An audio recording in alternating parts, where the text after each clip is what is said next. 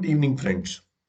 So, welcome back to sales secret, जहाँ पे हम जान रहे हैं कि सेल्स से रिलेटेड कौन कौन से सीक्रेट्स हम सीख सकते हैं। मैं हूँ आपका दोस्त Devesh Jaiswal. I am a business and life coach जो लोगों की मदद कर रहा है अपना बिजनेस और कैरियर को बेहतर बनाने में। सो फ्रेंड्स, अभी तक हम काफी कुछ डिस्कशन कर चुके हैं। Now we are discussing about sales. तो सेल्स की तीन स्टेज में से कल हमने पहली स्टेज के बारे में बात की थी, दैट इज प्री सेल्स। आज हम बात करेंगे सेल्स की सबसे इंपॉर्टेंट स्टेज, जहां पे हमारा इंटरेक्शन कस्टमर के साथ ज्यादा इन्वॉल्वमेंट के साथ हो जाता है। इसे बोला जाता है during the sale. During the sales इसके भी पांच एलिमेंट होते हैं। कितने एलिमेंट? पांच एलिमेंट। पहला एलिमेंट है प्रॉपर इंट्रोडक्शन।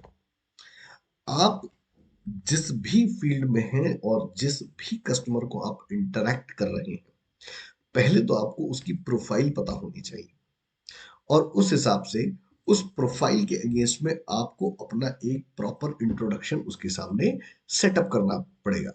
ध्यान रखिए, ये सेल्स पिच नहीं होना चाहिए। It is only just a introduction, जहां पे आप अपनी प्रोफाइल अपने कस्टमर के साथ शेयर करते हैं। देन सेकेंड एलिमेंट जो है ड्यूरिंग द सेल्स का, ये बहुत ज्यादा इंपॉर्टेंट है।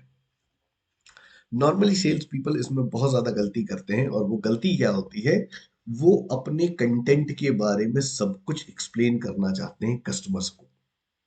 पर यहाँ पे आपको अपने इमोशंस को कंट्रोल करके ऐसे क्वेश्चन पूछने होंगे ओपन एंडेड, जिससे आपको कस्टमर की नीड्स का पता चले। ओपन एंडेड क्वेश्चंस के लिए अगर आप जानना चाहते हैं तो मेरे यूट्यूब चैनल को फाइनल फॉलो करते रहिए। वहां पे बहुत जल्दी ओपन एंडेड क्वेश्चंस के बारे में एक पूरा सेटअप आने वाला है। ठीक है। सो जितना ज्यादा आप उससे ओपन एंडेड क्वेश्चन पूछेंगे, उतना ज्यादा आप उस कस्टमर की नीड्स को अच्छे से अंडरस्टैंड कर पाएंगे। ओपन एंडेड क्वेश्चन क्या होता है, जहां पे आप उससे डिस्क्रिप्टिव आंसर मांग रहे हैं। मिसाल के तौर पे, अगर आप किसी से पूछते हैं क्या आप चाय पियेंगे, तो जवाब क्या आएगा? हाँ या ना। ये क्लोज एंडेड क्वेश्चन है। ओपन एंडेड क्वेश्चन, और बताइए आपकी सेहत कैसी है? पिछले कुछ समय में आपको मौसम का हाल कैसा लग रहा है? आप इस शहर में या इस गांव में रह करके आपको कैसा फील हो रहा है? आप अपने बारे में कुछ बताइए। यहाँ पे आप सामने वाले से डिस्क्रिप्टिव आंसर की डिमांड कर रहे हैं, जहां पे उसके पास बहुत कुछ है आपको बताने के लिए। आप उनसे पॉलिटिक्स पे बात कर सकते हैं, आप उनसे स्पोर्ट्स पे बात कर सकते हैं, आप उनसे क्लाइमेट पे बात कर सकते हैं, आप उनसे बिजनेस पे बात कर सकते हैं, आप उनसे उनकी नीड्स के बारे में बात कर सकते हैं। और जितना ज्यादा डिस्क्रिप्टिव आंसर आएगा, उतना ज्यादा आपको कस्टमर का माइंडसेट समझने में आसानी होगी। कुछ बातों का इसमें ध्यान रखना होगा। पहला, आप अपने व्यू सामने वाले के साथ एडजस्ट कीजिए। आपको अपने व्यूज उनके ऊपर थोपने नहीं है।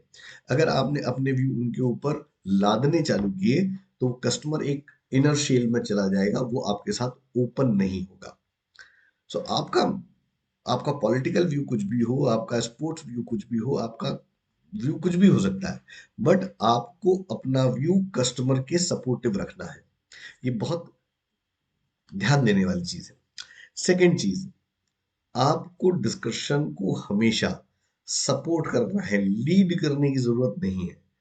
आप किसी को गाइड या डिक्टेट नहीं कर सकते कि you need to follow row this way of discussion.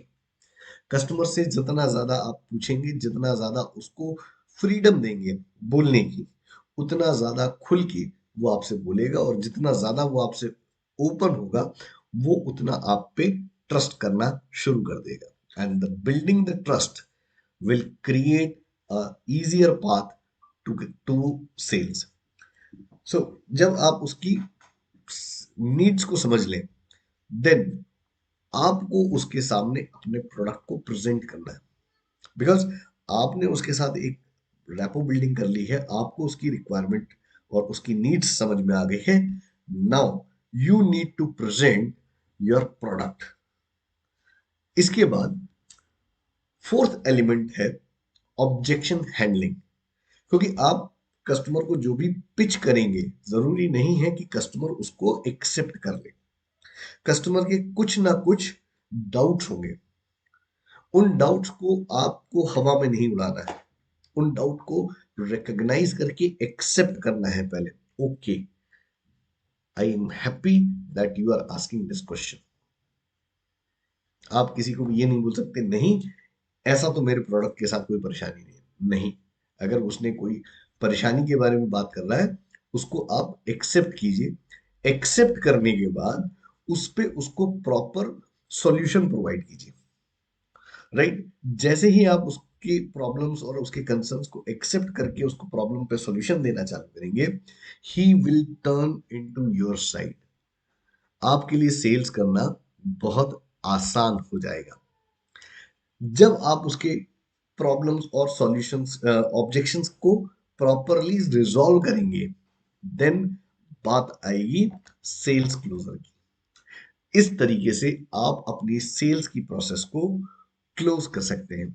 सो ये था सफलता की सीढ़ी, सक्सेस सीक्रेट्स।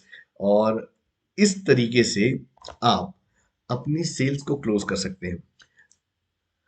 सेल्स का थर्ड जो स्टेज है, उसके बारे में हम कल बात करेंगे। और बाकी मेरे ऐसे ही वीडियोस के लिए, ऐसे ही इंफॉर्मेशन के लिए आप मुझे यूट्यूब पे सब्सक्राइब कर लीजिए। और हाँ, इस वीडियो को लाइक और शेयर करना मत भूलिएगा, ताकि आपके फ्रेंड्स भी इस तरीके की इंफॉर्मेशन का लाभ उठा सकें। मैं हूं Devesh, now I am signing off. Good night.